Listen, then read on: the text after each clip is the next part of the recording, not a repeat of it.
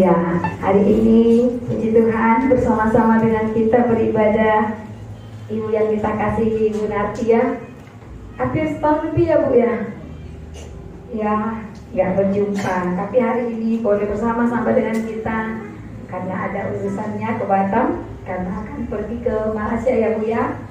Baik Bapak Ibu yang dikasih Tuhan, ada juga Ibu Orlinda dan orang tua yang kita kasihi, Opung, bersama-sama dengan kita beribadah. Puji Tuhan Bapak Ibu yang kasih Tuhan. Pada hari ini kita mau belajar dari kebenaran firman Tuhan. Apa yang menjadi kekayaan sejati seorang Kristen?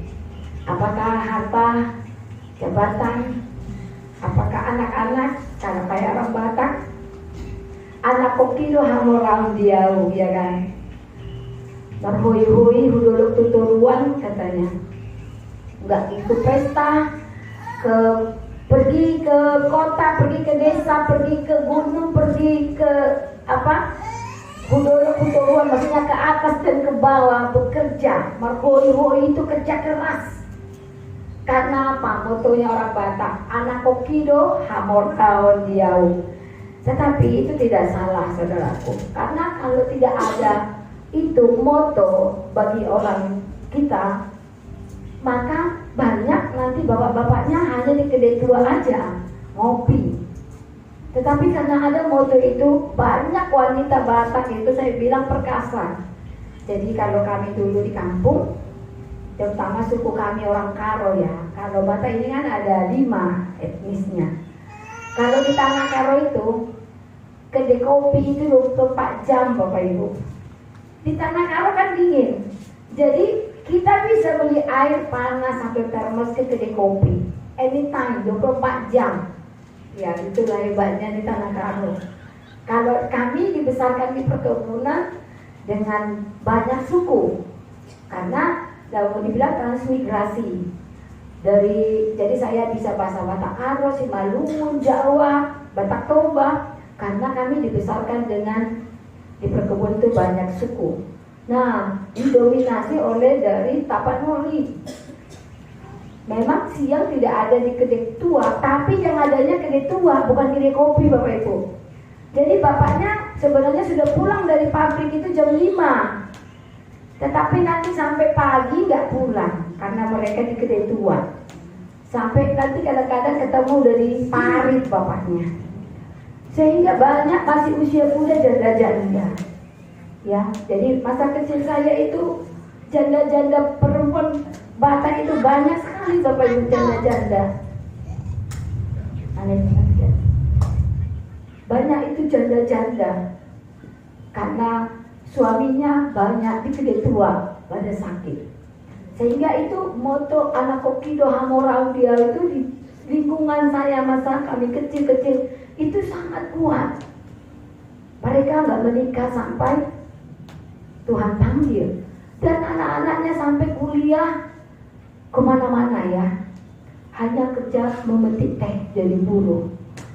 Nah saudaraku yang dikasih Tuhan, tidak salah moto itu. Tapi yang hari ini yang paling nomor 1 bukan anak kita moralnya dalam hidup kita yang bertuhan ini, tetapi apa yang menjadi hamoral, kekayaan sejati saudaraku. Kalau anak besok Tuhan panggil, ya tidak sejati, amin. Tetapi kekayaan yang sejati itu apa saudaraku? Itu yang harus dimiliki sebagai orang Kristen. Apalagi ini menjelang hari Tuhan saudaraku, maka kita harus mengumpulkannya itu, mengumpulkannya itu seperti seolah-olah besok kita sudah mati. Maka kita harus bergiat. Kita nggak boleh kalah dengan siasat iblis. Mari kita buka Lukas 12. Ini perumpamaan Tuhan Yesus kepada orang kaya yang bodoh ya. Kita mau membaca Lukas 12. Ini belum kasih ya khotbahnya ya. Ada di WA tadi? Udah. Oke, Bapak Ibu mari kita buka Lukas 12 ayat 13 sampai 23. 21. Lukas 12 ayat 13 sampai 21. Saya undang jemaat Tuhan kita boleh bangkit berdiri. Kita baca berganti-gantian dari ayat 13 sampai 21. Orang kaya yang bodoh. Seorang dari orang banyak itu berkata kepada Yesus, "Guru, katakanlah kepada saudaraku supaya ia berbagi warisan dengan aku." Tapi Yesus berkata kepadanya, "Saudara, siapakah yang telah mengangkat aku menjadi hakim atau pengantar atas kamu?" Katanya lagi kepada mereka, "Berjaga-jagalah dan waspadalah terhadap segala ketamakan. Sebab walaupun seseorang berlimpah-limpah hartanya, hidupnya tidaklah tergantung daripada kekayaannya itu." Kemudian ia mengatakan kepada mereka suatu perumpamaan. Katanya, "Ada seorang kaya, tanahnya berlimpah-limpah hasilnya. Ia bertanya dalam hatinya, apakah yang harus aku perbuat? Sebab aku tidak mempunyai tempat di mana aku dapat menyimpan hasil tanahku." Lalu katanya, "Inilah yang akan aku perbuat. Aku akan merombak lumbung-lumbungku, dan aku akan mendirikan yang lebih besar, dan aku akan menyimpan di dalamnya segala gandum dan barang-barangku.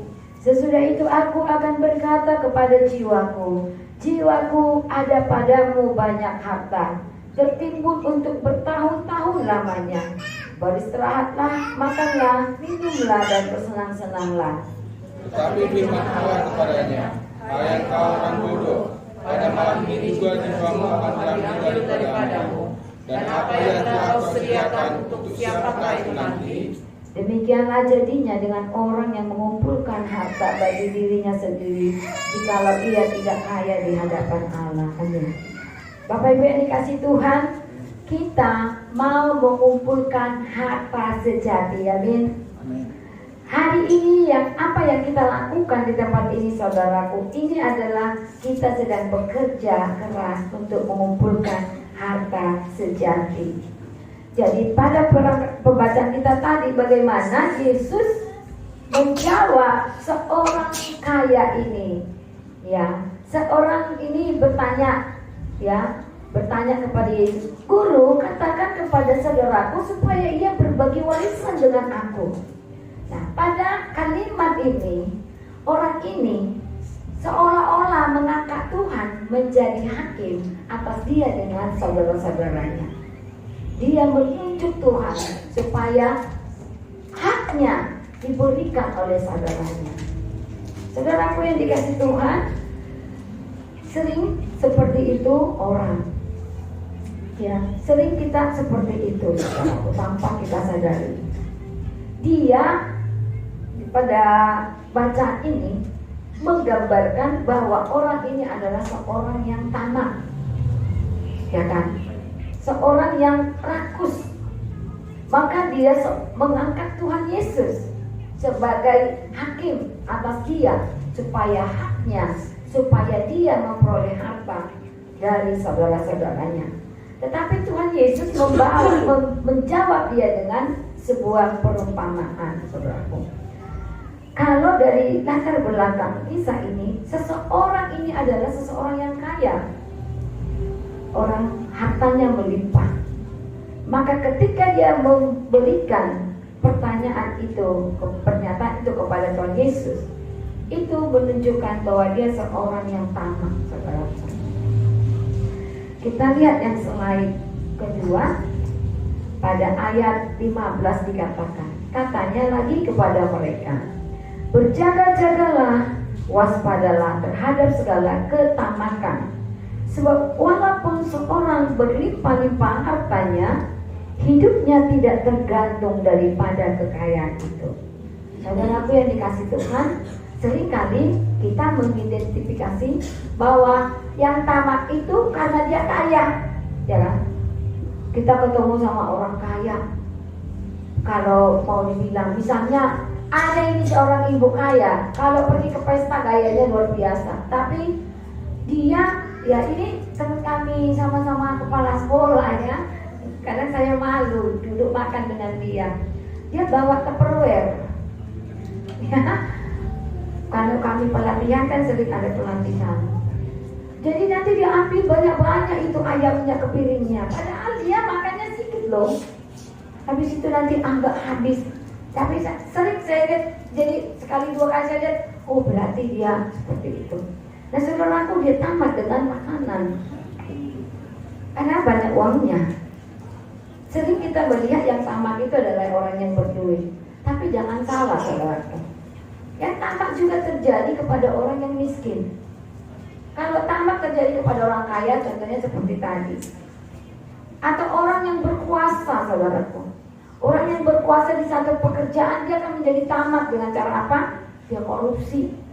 Karena dia punya kuasa, dia punya jalan untuk melakukan korupsi. Tapi bagaimana orang miskin yang tamat? Kalau pada pembacaan kita ini kan Tuhan Yesus mengumpamakan dengan seorang yang kaya. Jangan tamat. Tapi bagaimana orang miskin yang tamat, saudaraku? Ada enggak? Pernah kita ketemu orang miskin yang tamat? Ada. Mencuri itu juga merupakan satu ketamatan.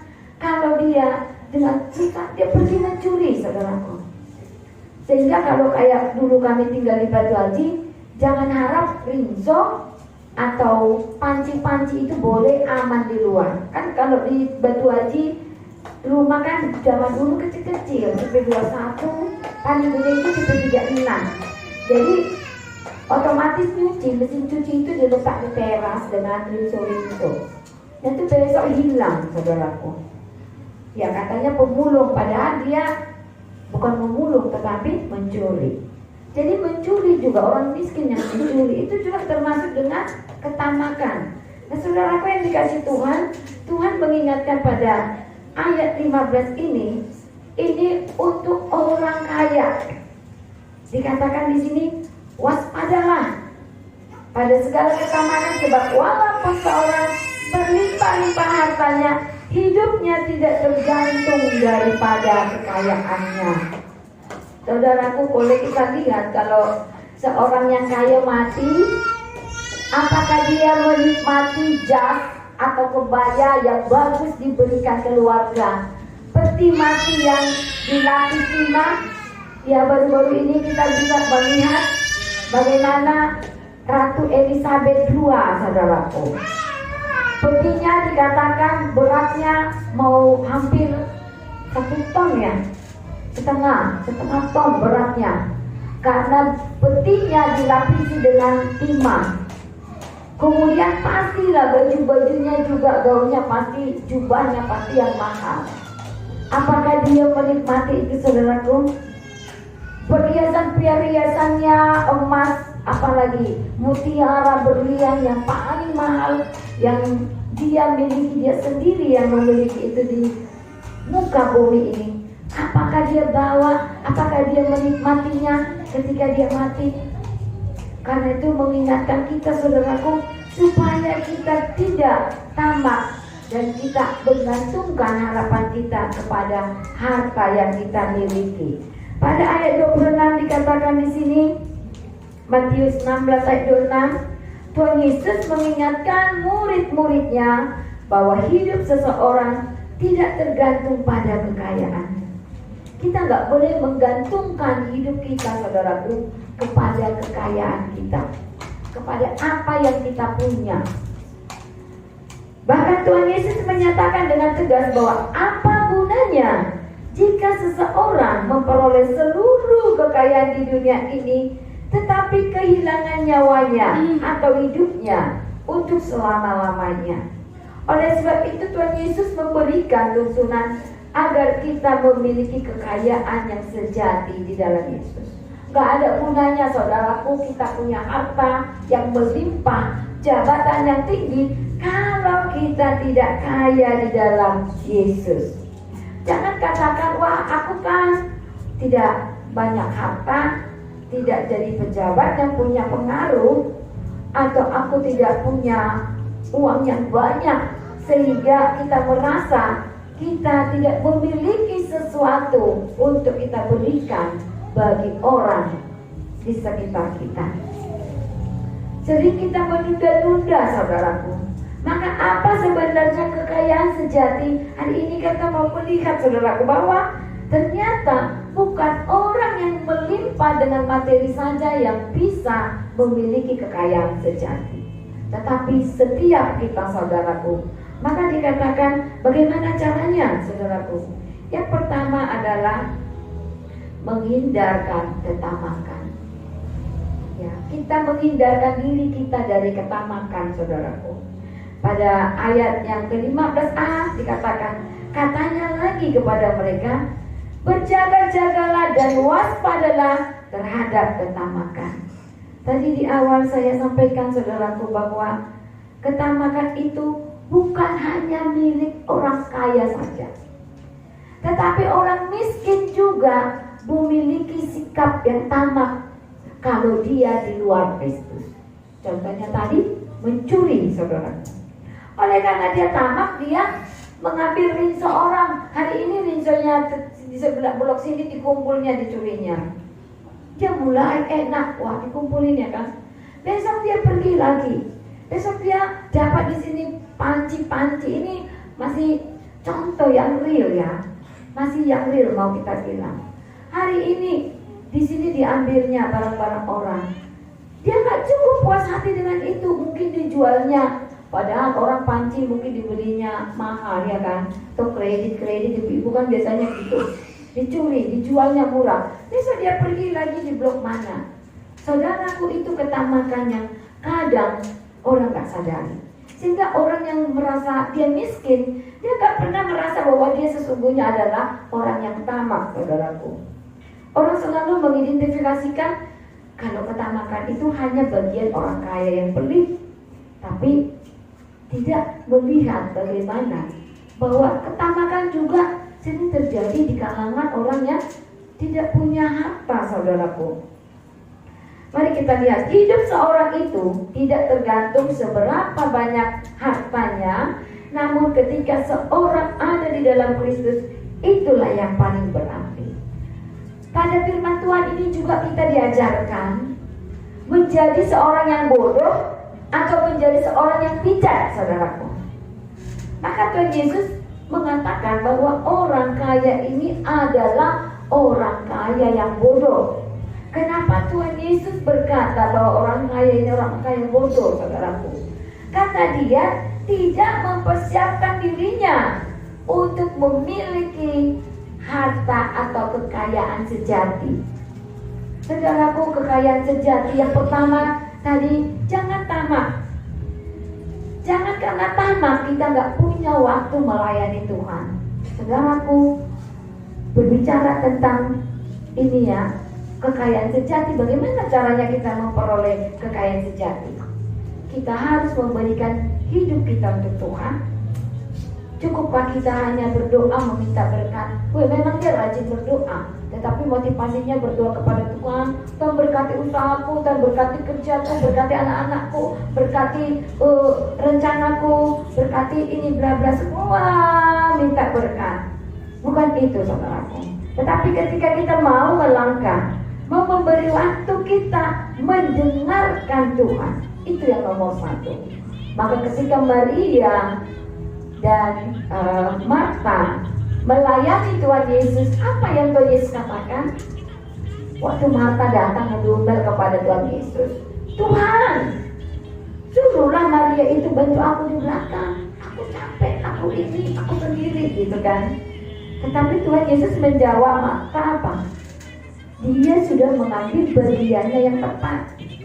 Karena saudaraku, dia mendengarkan, duduk di kaki Tuhan Yesus dan dia mendengarkan Tuhan Yesus memberikan pengajaran. Dan saudaraku yang dikasih Tuhan, jangan tamak dengan waktu kita, dengan pekerjaan kita, sehingga kita melalaikan apa yang menjadi panggilan kita. Saudaraku, jangan katakan panggilan pelayanan itu hanya tugas gembala, tugas pelayan, tugas pendoa. No. Tugas pelayanan itu adalah panggilan setiap orang percaya, saudaraku. Maka berikan waktu kita melayani Tuhan. Berikan apa yang kita punya untuk pelayanan Tuhan.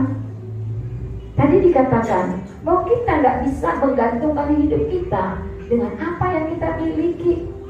Karena seperti Ratu Elizabeth tadi, dia mati, dia nggak menikmati. Tuhan gak akan tanya kepada Ratu Elizabeth nanti selama di dunia emas berlian yang kamu punya ada berapa banyak? Enggak. Tetapi Tuhan akan bertanya kepada kita, ada jiwa yang kau bawa kepada Tuhan? Ada seberapa banyak engkau mengasihi jiwa-jiwa? Itu saudaraku, itu visinya Tuhan Yesus datang ke dunia, menyelamatkan jiwa-jiwa. Bukan datang ke dunia memberi kita kaya. Maka kalau kita menjadi orang Kristen, tujuan kita menjadi kaya, kita melayani Tuhan, tujuan kita menjadi kaya, itu salah. Firman Tuhan katakan, carilah dahulu kerajaan Allah dan kebenarannya, maka semuanya akan diberikan kepadamu. Layani Tuhan, ya kan? Mendengarkan Tuhan, mengasihi jiwa-jiwa. Terlebih kita, kalau kita punya dana, kita punya uang, kekayaan, maka hati kita harus tergerak kepada orang miskin. Terlebih orang miskin yang masih terikat dengan dosa, saudaraku. Itulah kekayaan sejati. Itulah cara kita, saudaraku, mengumpulkan kekayaan. Jangan kita tamak dengan waktu kita, jangan kita tamak dengan harta kita, ya. Paulus menyatakan bahwa semua yang dahulu merupakan keuntungan menjadi sampah karena pengenalan akan Kristus. Lebih dari semuanya itu termasuk kekayaan. Jadi agar terhindar dari ketamakan, harus memiliki pemikiran seperti Yesus Kristus dan Rasul Paulus. Apa yang menjadi pemikiran Yesus, saudaraku? Yesus turun dari surga, mengosongkan diri dan tidak menganggap kesetaraan Dia dengan Allah, yang walaupun sesungguhnya Yesus itu Allah, saudaraku. Kita harus paham, saudaraku, Yesus itu Allah. Dia mengosongkan dirinya, tidak menganggap kesetaraan itu. Kenapa? Karena dia begitu mengasihi manusia. Waktu manusia, Adam dan Hawa, mendengarkan perkataan iblis, mereka makan buah itu, saudaraku, Adam dan Hawa sudah menjadikan diri mereka menjadi Tuhan atas mereka. Karena kesombongan, karena ketamakan juga, dia ingin seperti Tuhan. Dia ingin tahu mana yang benar, mana yang baik. Saudaraku, seberapa banyak orang Kristen kadang-kadang membuat dirinya menjadi Tuhan atas dirinya, saudaraku. Maka dia tidak menganggap perlu berfellowship, tidak perlu baca firman, tidak perlu punya hubungan dengan sesama, tidak perlu menolong orang miskin, mengumpul harta. Suatu kali saudara saya bilang gini, kakak beradik seperti itu ya, kenapa lagi kau beli tanah itu, udah besar, udah di mana-mana hartamu. Lalu dia bilang gini, ini orang ini nggak mau beribadah, saudaraku, tidak mau ke gereja, saudara kami ya, tidak mau ke gereja. Dia bilang gini, nanti kalau aku udah tua, aku nggak bisa kerja lagi, emang kau mau ngasih aku makan? Nah, saudaraku, ini tipikal orang meletakkan hidupnya pada hartanya. Maka ada firman Tuhan bilang tadi ya, kalau besok kata Tuhan ambil nyawanya, apa mau dibilang? Ya kan? Ada orang Kristen seperti itu, meletakkan harapannya pada hartanya, saudaraku, meletakkan masa depannya pada hartanya. Padahal saudaraku, yang harus kita lakukan, jangan meletakkan harapan masa depan kita pada harta, tapi kita letakkan kepada tangan Tuhan. Dengan cara apa tadi? Yang pertama, tidak tamak, saudaraku, tidak menjadi Tuhan atas diri kita sendiri. Kalau kita melakukan hal-hal seperti itu orang dunia, saudaraku, maka kita menyedihkan menjadi orang percaya. Kita harus berbuah, kita melayani Tuhan, kita harus membuat harta kita untuk pekerjaan Tuhan, tanpa ada motivasi dalam pikiran kita, wah Tuhan akan melipat gandakan. Tidak, saudaraku. Tetapi kita mengambil hatinya Tuhan. Hatinya Tuhan Yesus itu harus hidup pada diri kita, saudaraku.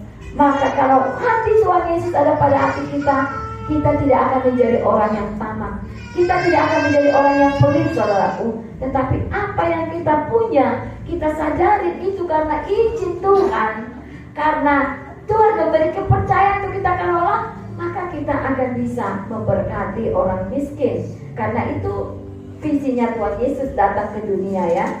Bagaimana dengan Paulus, saudaraku? Ini juga harus kita menjadi satu gaya hidup kita, bahwa para Rasul Paulus di sini menganggap apa yang kumiliki dulu. Saudaraku, Paulus ini seorang ahli filsafat. Dia orang yang berpendidikan tinggi, orang pintar, saudaraku. Makanya banyak Tuhan berikan dia diilhamkan oleh Roh Kudus kepada dia untuk menulis surat kepada jemaat-jemaat. Sehingga orang seberang bilang, kita ini bukan mengikut ajaran Yesus, tetapi katanya ajarannya si Paulus. Maka sering dibilang Kristen itu adalah murid-muridnya Paulus, bukan murid Tuhan Yesus. Saking banyak dia yang paling banyak mencatat surat-surat ya. Nah, saudaraku, Paulus berkata di sini bahwa dia menganggap sampah yang di belakangnya, termasuk apa? Termasuk kekayaan, jabatan, ilmunya setelah dia mengenal Yesus. Saudaraku, buat Yesus yang lebih besar daripada apa yang ada kita punya, apa kita, jabatan kita, saudaraku. Maka ketika kita bisa memiliki pikiran seperti pikirannya Paulus, maka pasti saya yakin dan percaya akan banyak jiwa yang Tuhan berikan kepada kita untuk kita bawa kepada Tuhan. Amin.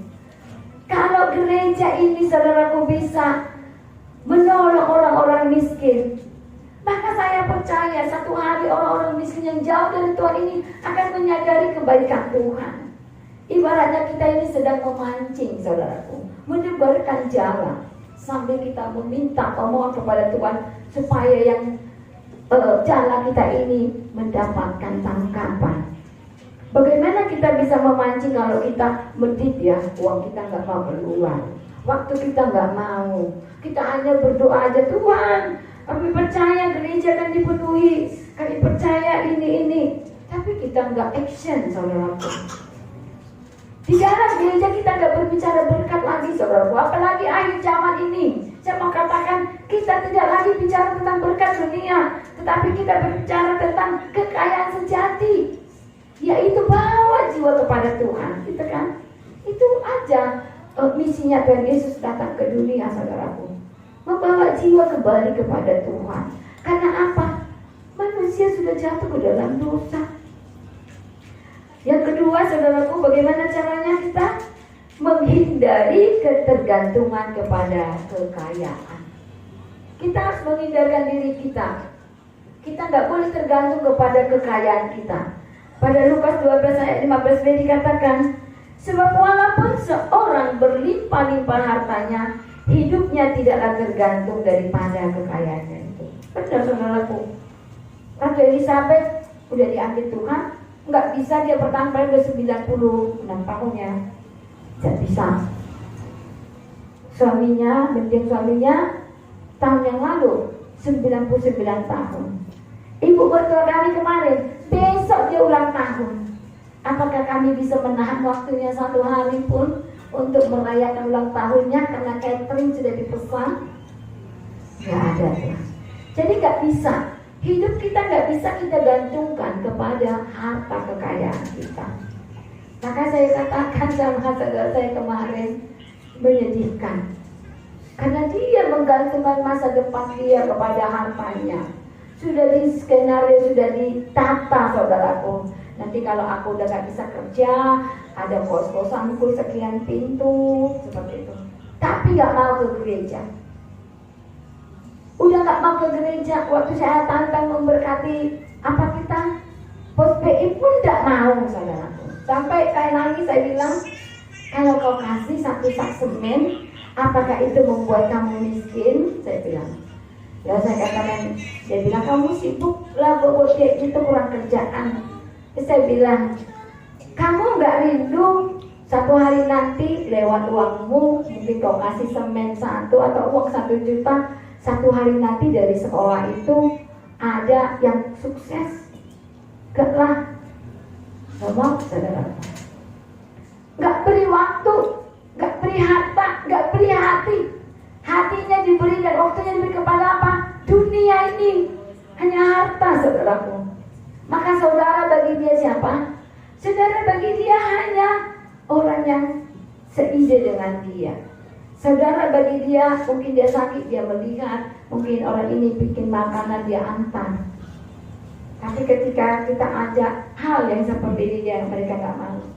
Perkara-perkara surga, perkara-perkara akhir, mereka nggak tertarik.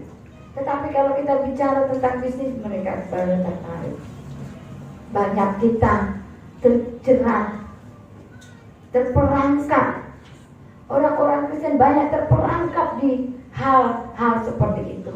Sehingga banyak juga orang Kristen melakukan bisnis tipu-tipu. Oleh karena ketamakan, dia punya otoritas, dia menjadi leader, melakukan, ya saya mau bilang seperti banyak yang kita lihat ya, MLM yang apa, tapi ujung-ujungnya adalah tipu-tipu, saudaraku.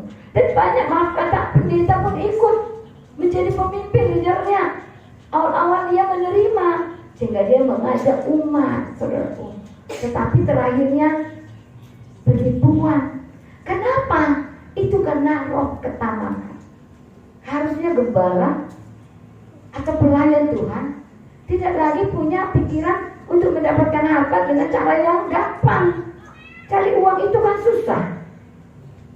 Tapi orang banyak, saudaraku. Saya heran kadang-kadang gerejanya udah besar, tapi ikut yang seperti itu.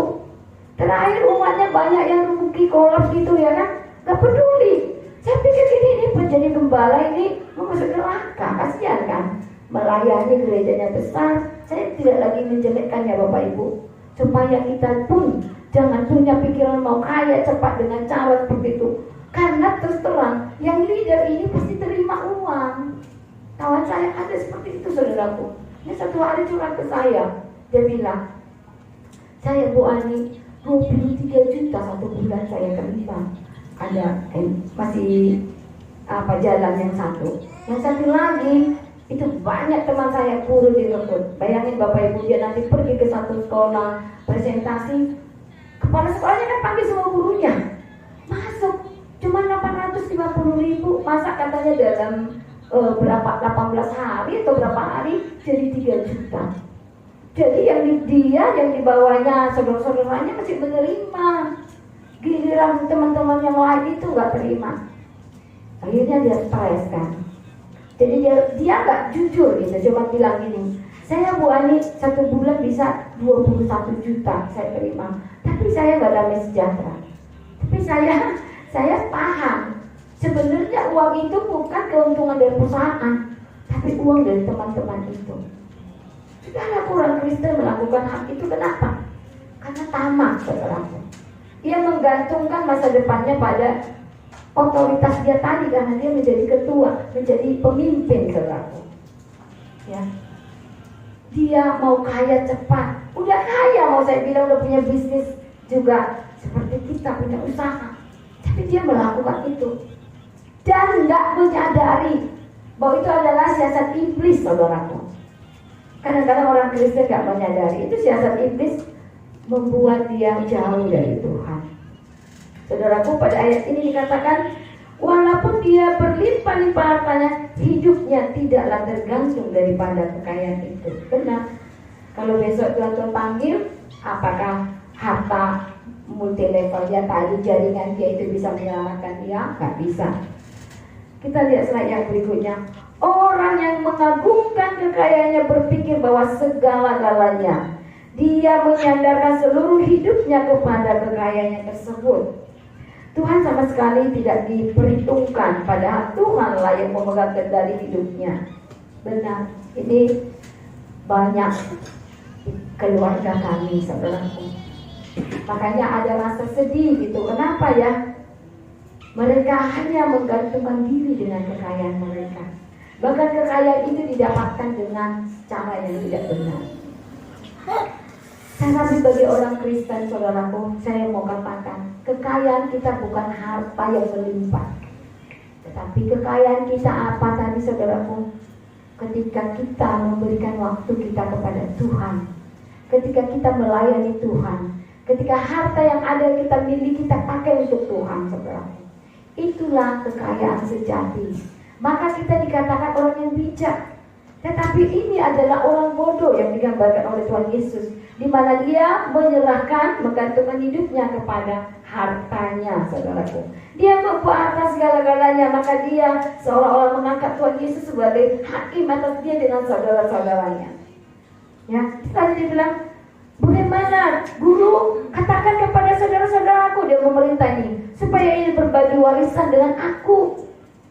Ya, banyak ya kasus yang kalau kita lihat ibunya masih hidup, tetapi anak-anaknya sudah menuntut pembagian warisan. Yang paling parah lagi justru yang kaya. Dari 10 anaknya yang paling ngotot untuk segera dibagi. Ibunya masih hidup, saudaraku. Dia yang paling ngotot untuk dibagi hartanya, katanya selagi ibunya hidup. Padahal kalau selagi ibunya hidup kan, siapa tahu ibunya mau ke mana, jalan-jalan menikmati hartanya. Coba kenapa? Karena ketamakan, karena anak-anaknya menaruhkan harapannya kepada warisan orang tuanya, saudaraku. Tuhan sama sekali tidak diperhitungkan, ya. Padahal Tuhanlah yang memegang kendali hidupnya. Tuhan menginginkan anak-anaknya hanya bergantung kepadanya, dan mereka yang demikian diberkati Tuhan.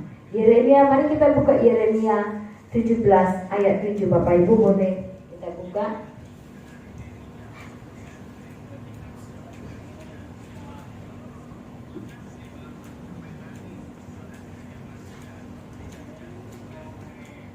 Boleh satu orang membacakan?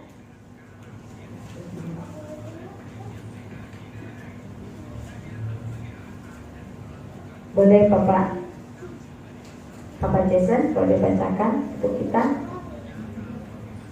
yang kuat. Yeremia 17 ayat 7 sampai 8.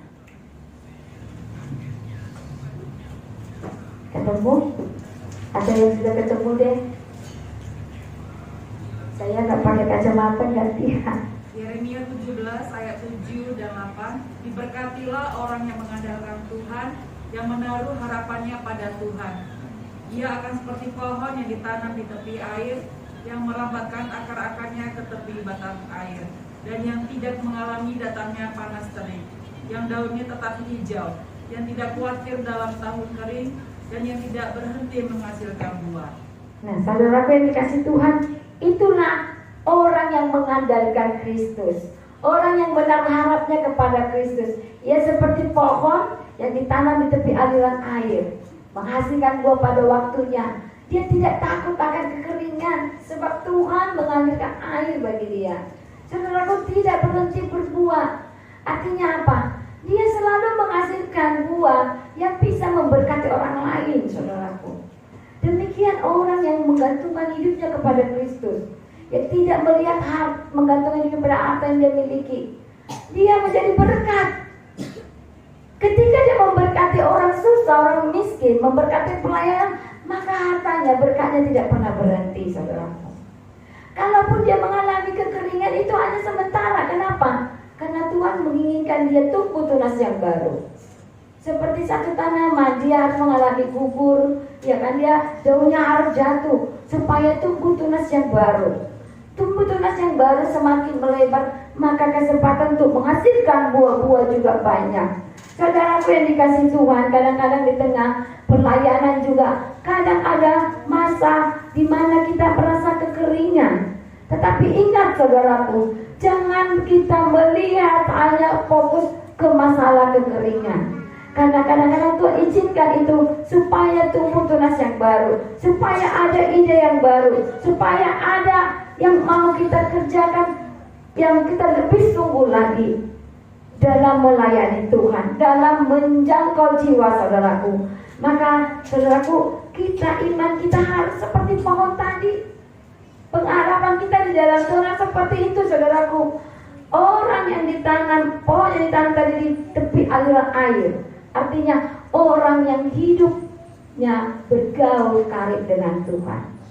Dia tidak akan mati, tetapi dia akan, dikatakan batangnya akan besar dan akarnya juga merambat dan menghasilkan buah. Dia tidak takut akan hari esok besok, saudaraku, dan dia menjadi berkat. Saudaraku, orang kaya yang bodoh juga adalah orang kaya yang pelit. Orang kaya yang hanya kekayaannya untuk dia nikmati sendiri. Itu orang kaya yang bodoh, saudaraku. Jadi kalau kita ketemu orang kaya tidak mau memberkati pelayanan, tidak mau memberkati orang miskin, tidak peduli, sesungguhnya dia adalah orang kaya yang bodoh. Karena kalau kita kaya, saudaraku, Tuhan Yesus ajarkan seperti pohon tadi, kita harus membagi berkat itu.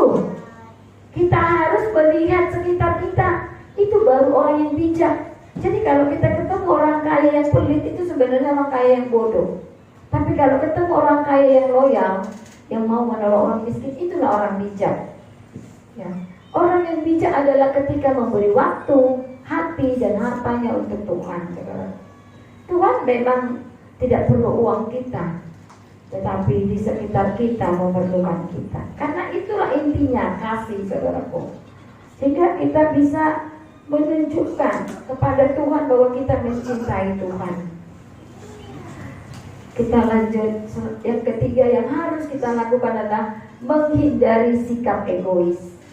Ayat 21, demikianlah jadinya dengan orang yang mengumpulkan harta bagi dirinya sendiri, jikalau ia tidak kaya di hadapan Allah. Ya enggak? Orang yang pelit itu adalah orang yang egois, saudaraku.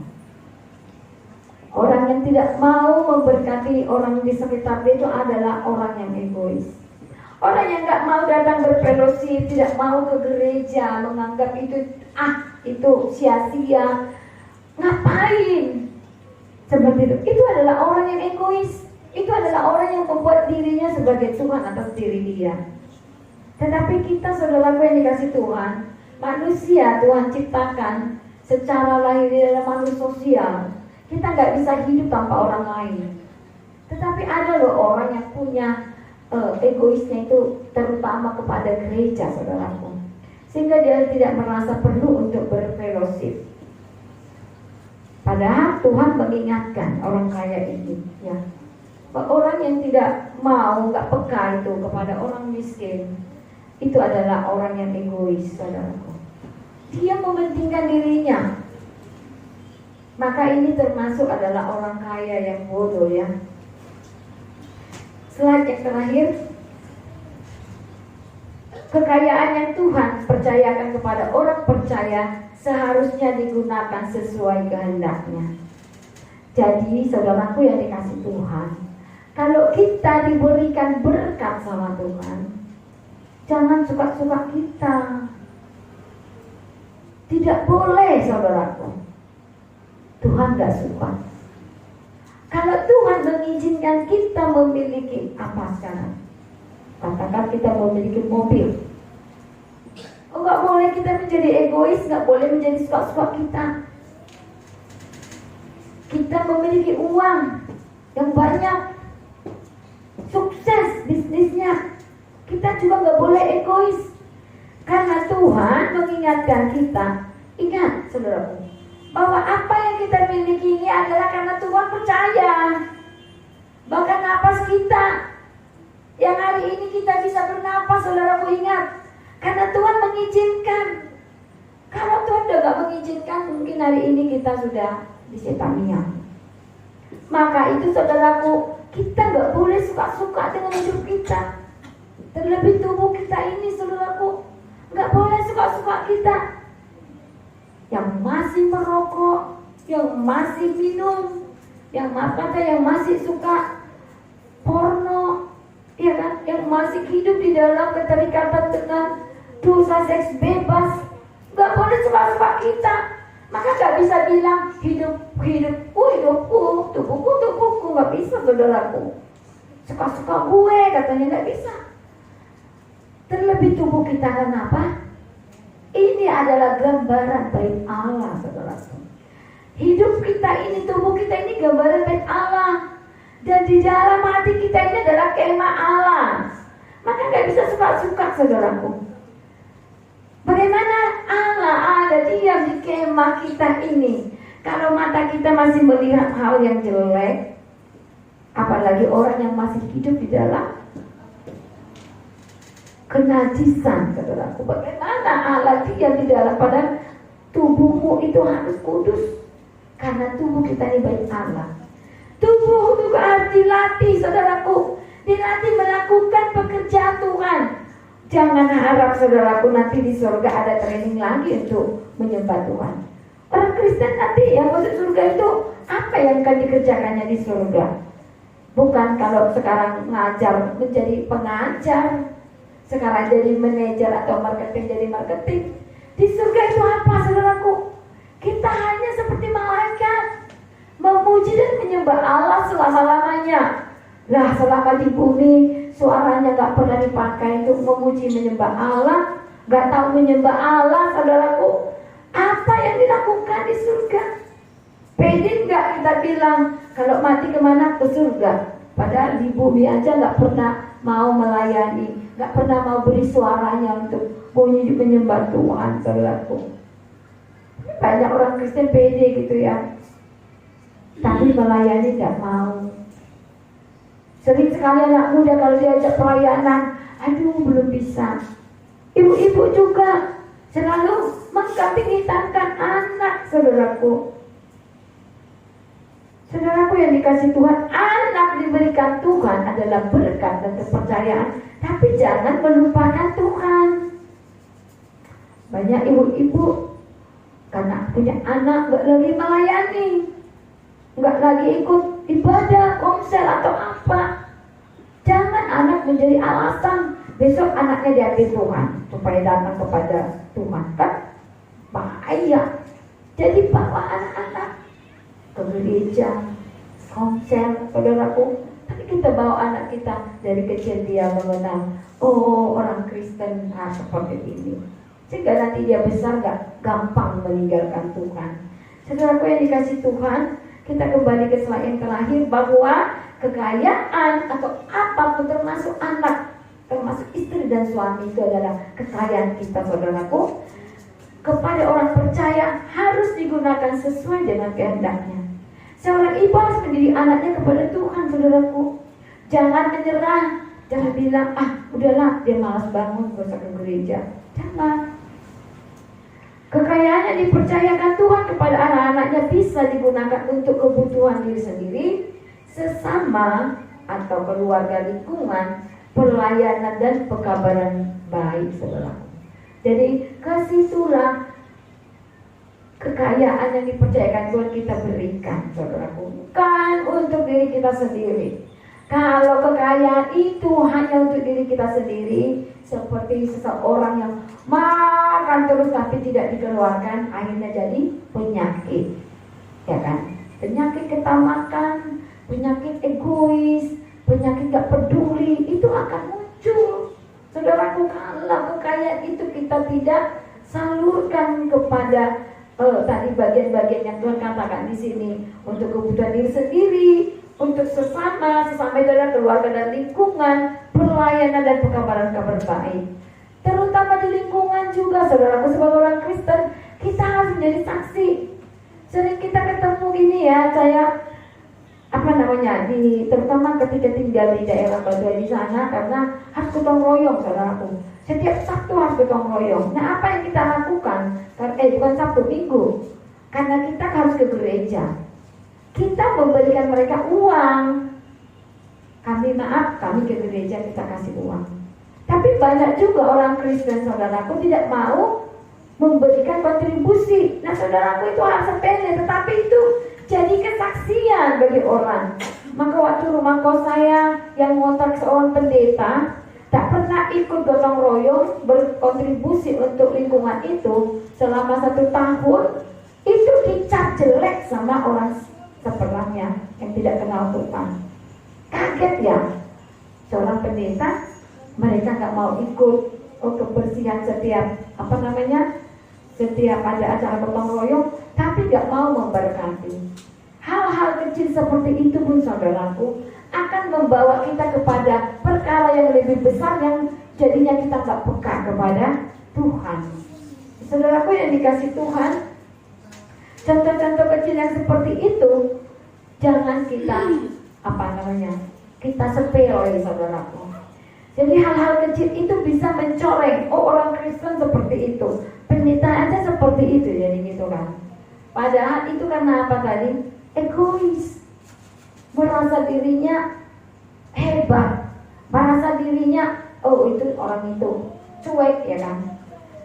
Inilah yang Tuhan kehendaki, ya, bahwa kita menggunakan waktu, uang yang kita punya untuk tadi diri sendiri, sesama lingkungan, pelayanan di gereja, saudaraku, dan pekabaran kabar baik.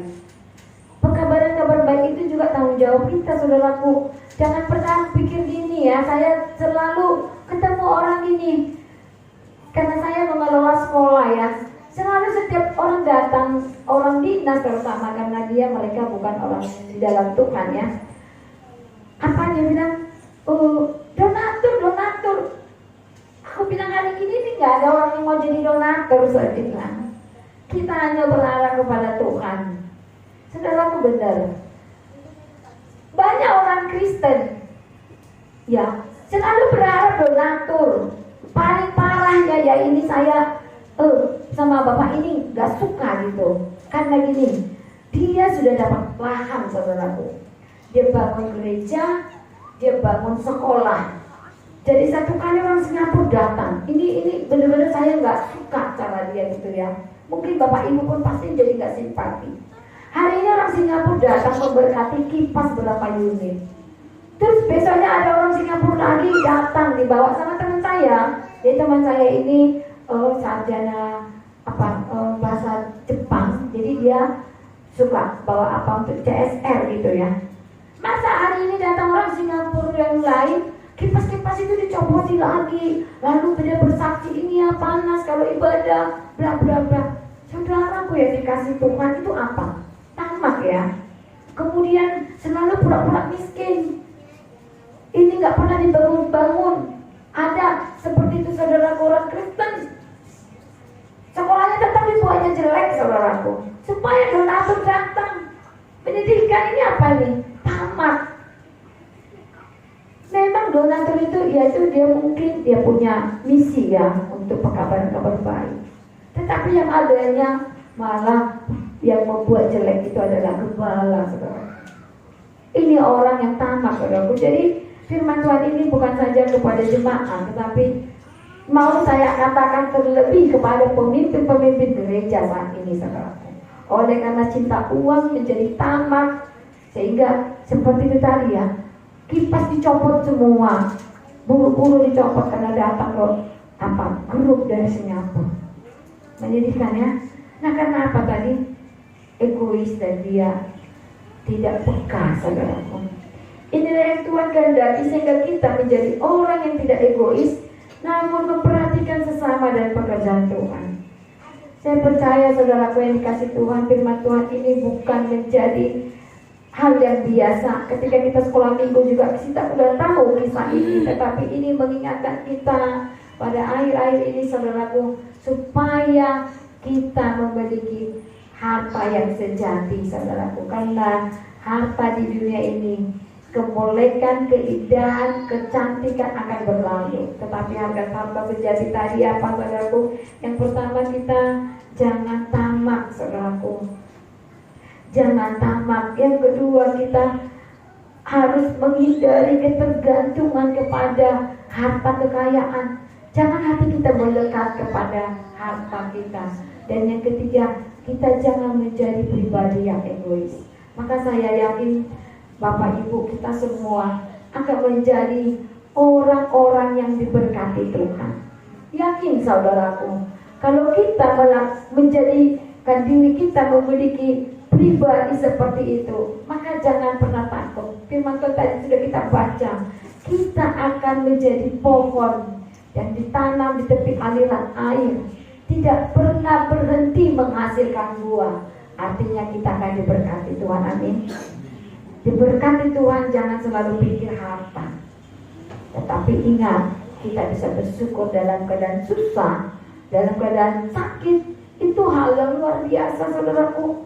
Kalau orang di luar Kristus ketika udahlah nggak ada uang, jatuh lagi sakit, pasti dia udah meninggalkan Tuhan, pasti dia udah mengutuki Tuhan. Tetapi kita tidak ada harta, kita sakit, kita tetap setia melayani Tuhan. Maka apa yang kita punya, yang sedikit itu kita bagi, kita kasih untuk pekerjaan Tuhan. Kita bisa masuk itu harta yang luar biasa, yang gak bisa ternilai. Itu harta kita, saudaraku. Waktu kita menyadari hidup kita oleh karena anugerah saja. Amin. Amin, itu firman Tuhan. Mari pengusik saya undang.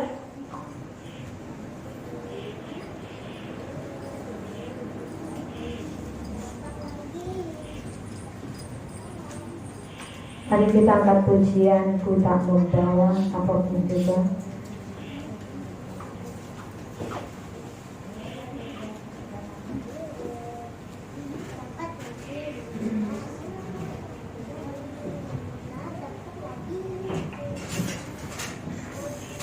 Haleluya.